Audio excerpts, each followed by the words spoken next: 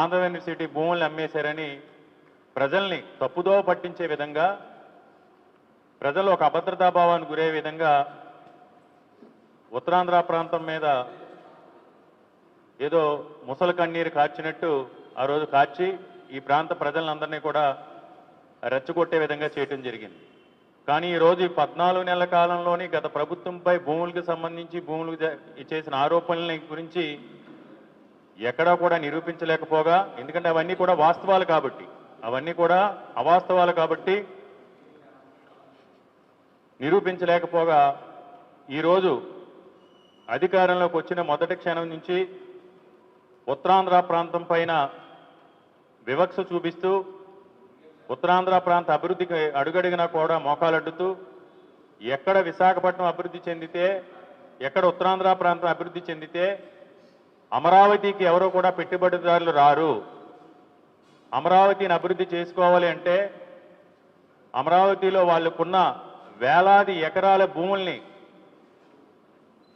వారి బినామీలు ఉన్న real estate సంస్థల యొక్క భూముల యొక్క విలువ పెంచుకోవాలంటే విశాఖపట్నం అభివృద్ధి చెందకూడదు అని ఉద్దేశంతో ఈరోజు ఏ విధంగా వ్యవహరిస్తున్నారో తెలుసు. ఈరోజు గతంలో 33,000 ఎకరాలు, సుమారు 40,000 ఎకరాలు ఉన్న అమరావతిని ఈరోజు ఇంకో 50,000 ఎకరాలు పూలింగ్ పేరుతో అక్కడ అదేవిధంగా ప్రజల ఆస్తిని, ప్రభుత్వ ఆస్తి అంటే ప్రజల ఆస్తిని, ప్రభుత్వ ఆస్తుల్ని, ప్రజల భూముల్ని ఈరోజు పప్పు బెల్లాల పంపకాలు చేస్తూ, ముఖ్యంగా విశాఖపట్నానికి సంబంధించి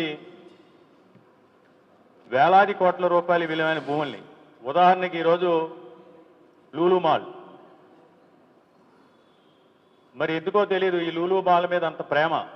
లూలు మాల్ అంటే అది ఒక హైపర్ మార్కెట్, లూలు మాల్ అంటే హైపర్ మార్కెట్. అలాంటి ఒక హైపర్ మార్కెట్కి సరే ఉపాధి కల్పిస్తారు. ఉపాధి ఎవరికి కల్పిస్తారు? లూలు మాల్లో